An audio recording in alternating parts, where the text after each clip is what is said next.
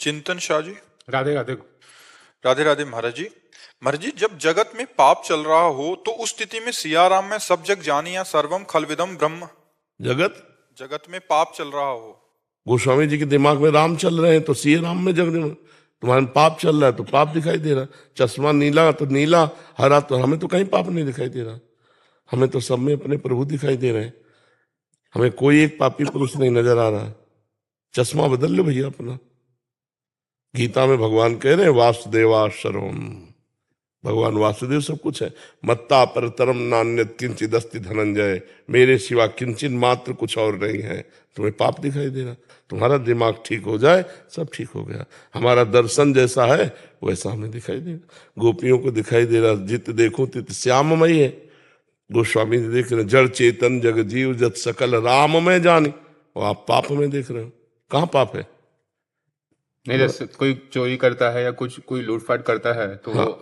तो उसमें फिर उसमें भगवान देखो, जब फिल्म देखने जाते हो, जब कोई खलनायक का रोल करता है तो तुम उसे पापी जानते हो क्या? अगर उसका परिचय जानते हो तो कहते हो भैया ये बिल्कुल पाप नहीं करता, पाप का नाटक कर रहा है, बहुत बढ़िया अभिनय कर रहा है खलनायक का। वस्तुतः शराब को हाथ भी नहीं लगाता, पराई बहन बेटियों की तरफ देखता भी नहीं, लेकिन ये रोल कर रहा है। ऐसा समझ रहे कि नहीं कर रहे?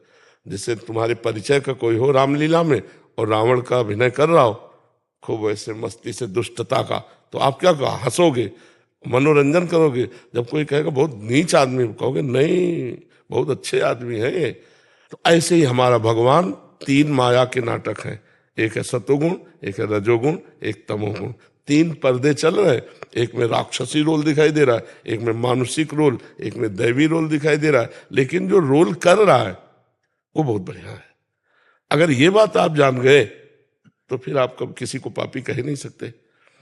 एक चोरी का नाटक करता है, एक मारने का नाटक करता है, एक मरने का नाटक करता है, और तीनों में एक ही है।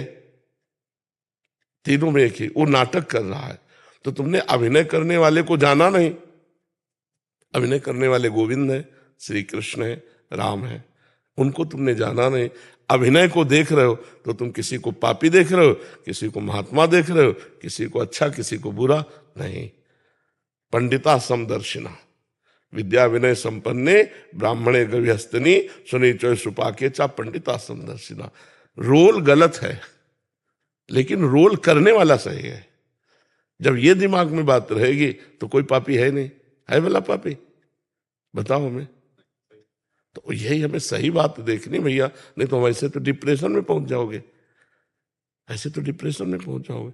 तो गलत चिंतन हुआ ना, आपकी हानि हुई। सही चिंतन करो, आनंदित हो जाओगे। दूसरा कह रहे हैं कि जब प्रभु की सब प्रतिमा भिन्न है तो हम जिसकी पूजा कर रहे हैं फिर हमारी बात समझना, एक ऐसे सब उत्तर हो जाएगा। प्रतिमा भिन्न है लेकिन प्रभु तो अभिन्न है। मान रहे हो ना? रोल अलग है जगदम्बा का, रोल अलग है भैरव का, रोल अलग है कृष्ण का, रोल अलग है राम का, लेकिन इनमें जो रमा हुआ है वो एक ही तो है ना। अब बोलिए, क्या वो भगवान का सही स्वरूप है अथवा हमारी धारणा गलत है? कृपया मार्गदर्शन। यदि मैं आपको भगवान मानूं तो आपसे भगवान की प्राप्ति कर लूं, क्योंकि आप में भगवान है। अगर हम प्रतिमा में भगवान माने, जब हम स्कूल में पढ़ते थे तो हमें सवाल हल करने के लिए कहा जाता था कोई भी संख्या मान लो।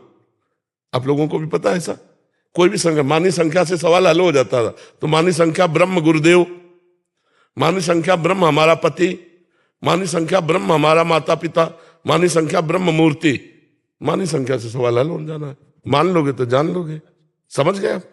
कोई संशय? कि जैसे अभी सब जगह जैसे मान लो कि शिव जी की या कोई भी मूर्ति एक मंदिर में ऐसी होती है, एक मंदिर, तो मेरी जो कल्पना हम जो करते हैं।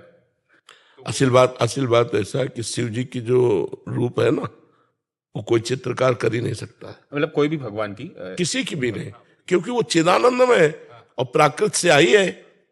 प्राकृत से आई से चिदानंद का लेख कैसे लिखा जा सकता है? पर मानी संख्या मानी संख्या तो सवाल हल हो जाएगा, नहीं हो जाएगा? हाँ।